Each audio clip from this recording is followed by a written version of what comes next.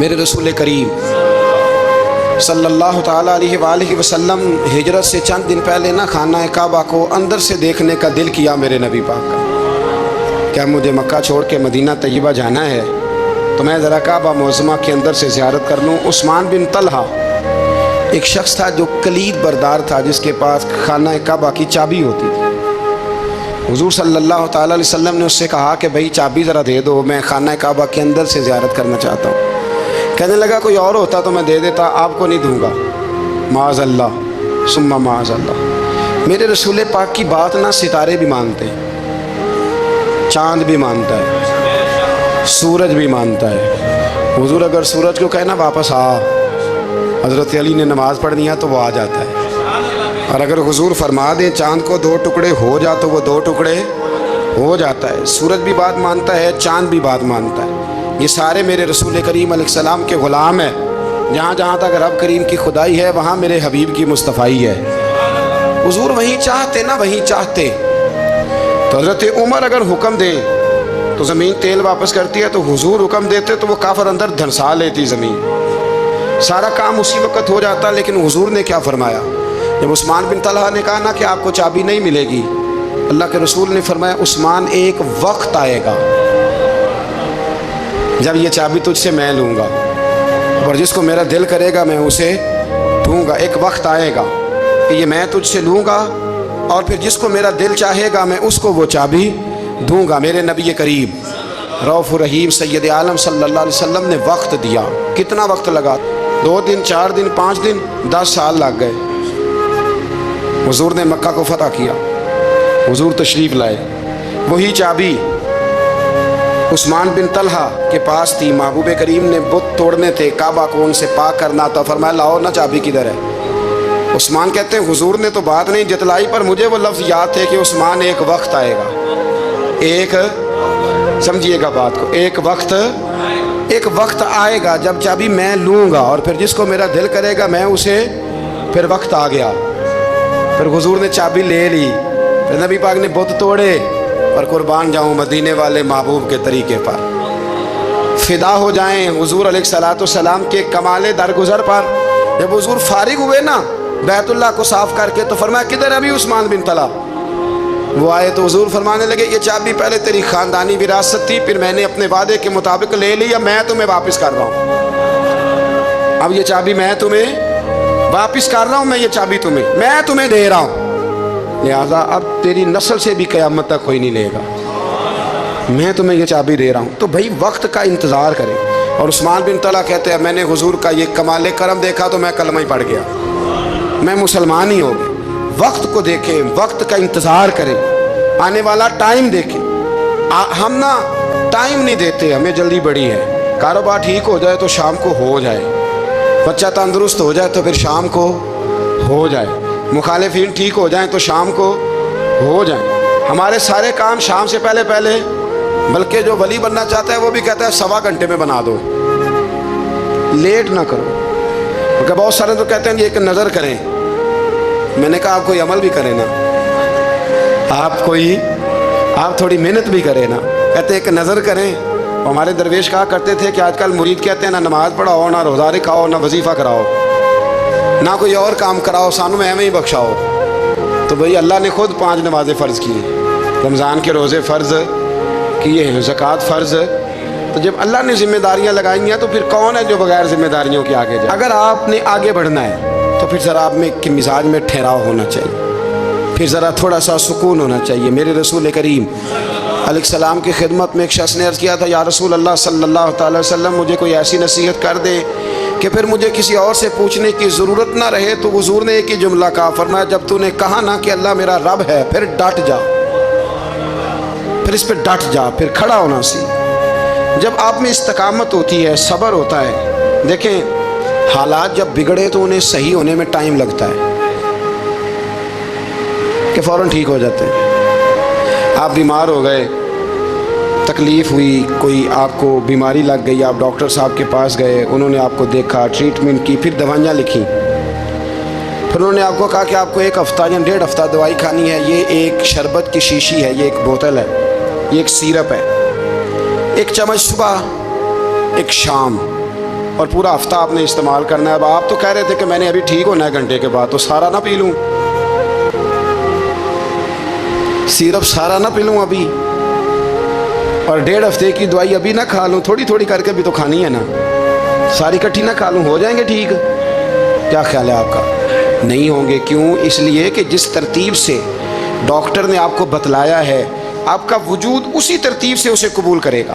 اب آپ کا تو منشا تھا کہ میں نے سویرے فوراً اٹھنا ہے اور میں نے دوا کھانی ہے تو میں نے فٹافٹ ٹھیک ہو جانا ہے, تو بھئی یہ آپ کی منشا تو ہے, لیکن حکمت کا تقاضا یہ نہیں ہے. حکمت کا تقاضا یہ ہے کہ آپ کو ایک گولی کھانی ہے, 1 چمچ سیرپ کا پینا ہے, آپ کو مناسب پرہیز کرنا ہے, اس کے بعد جا کے آپ کی طبیعت ٹھیک ہوگی. زندگی میں چیزوں کو سمجھے, غور کریں, وقت آپ کو دینا ہے, اور جب آپ وقت دیتے ہیں تو بہت سارے معاملات ٹھیک ہو جاتے ہیں. حضرت عمار بن یاسر بڑا شروع میں کلمہ پڑھا.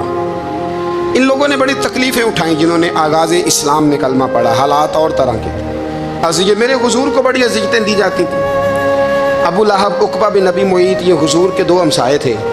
کچھ نفسیاتی تکلیفیں لوگ دیتے ہیں, ذہنی طور پر پریشان کرتے ہیں, مزاج ہوتا ہے. وہ دونوں کیا کرتے تھے, وہ سارا اپنے گھر کا کوڑا کرکٹ لا کے حضور کے دروازے پر پھینک جاتے.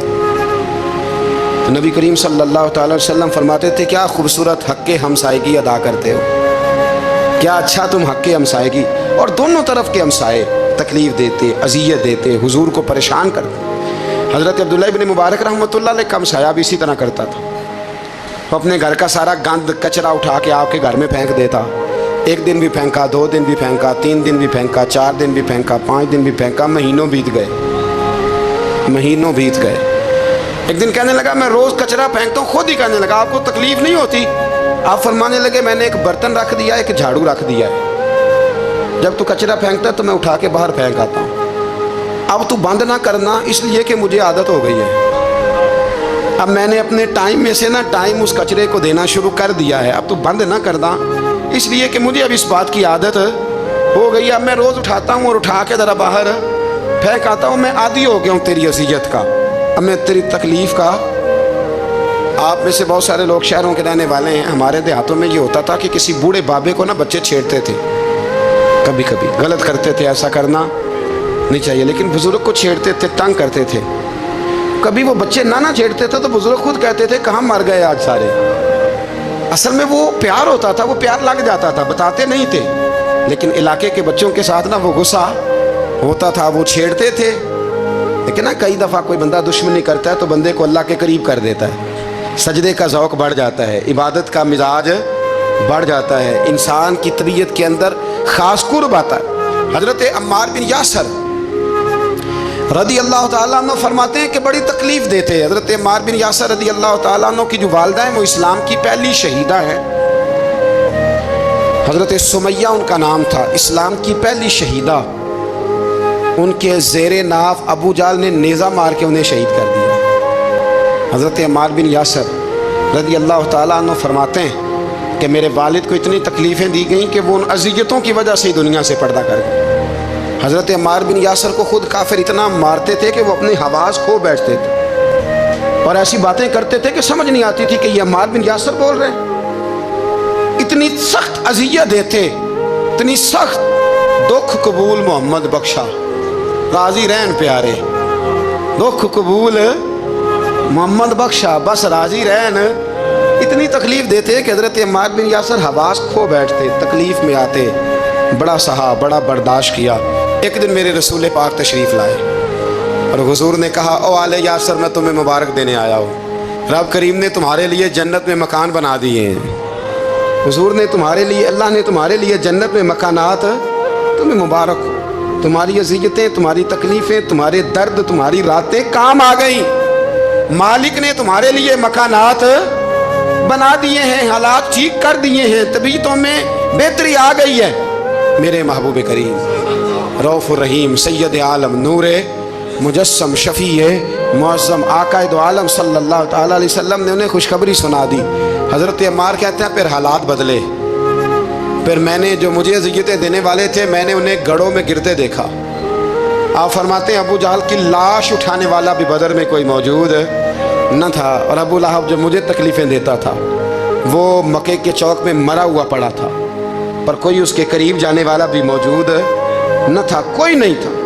آپ فرماتے ہیں وہ حالات بھی۔ حضرت عمار کا اپنا کیا حال ہوا؟ حضرت خالد بن ولید رضی اللہ تعالیٰ عنہ بڑے بہادر ہیں۔ حضور نے فرمایا یہ اللہ کی تلوار ہے، یہ اللہ کی، بڑے بہادر تھے، بڑے شیر دل تھے۔ فرماتے ہیں کبھی معذرت نہیں کرنی پڑی، کبھی جھکنا نہیں پڑا، کبھی کسی کی منت نہیں کی۔ اللہ نے طاقت اتنی عطا فرمائی تھی، ہمت، حوصلہ، صبر، استقامت اتنا دیا، کبھی کسی جگہ پشت نہیں لگی۔ لیکن فرماتے ہیں کسی وجہ سے نا ایک دن میرا عمار بن یاسر کے ساتھ کسی بات پہ اختلاف رائے ہو گیا، جھگڑا ہو گیا۔ توجہ ہے میری بات پر؟ فرماتے ہیں جھگڑا ہو گیا۔ ہمارا پتہ حال کیا ہے؟ ہمارا یہ حال ہوتا ہے کہ ہمارا جھگڑا ہو جائے تو خیر ہے، لیکن اگر پڑوسی کے بچے لڑ پڑے تو ہم کہتے ہیں اس کی روزی پاک نہیں، اس کی تربیت ٹھیک نہیں۔ ہمارا بھائیوں سے رٹا ہو جائے تو معاملہ اور ہے، کسی کا ہو جائے تو معاملہ اور ہے۔ میں بیمار ہو جاؤں تو آزمائش ہے، اور سامنے والا بیمار ہو جائے تو سزا ہے۔ پھر کیا ہے؟ بلکہ پنجابی کہنے نے کیتیاں نو پھڑیا ہے، یہی کہہ دیتے۔ اور میں بیمار ہو جاؤں تو آزمائش آ گئی جی اللہ کی طرف سے۔ ایسا نہ کرے۔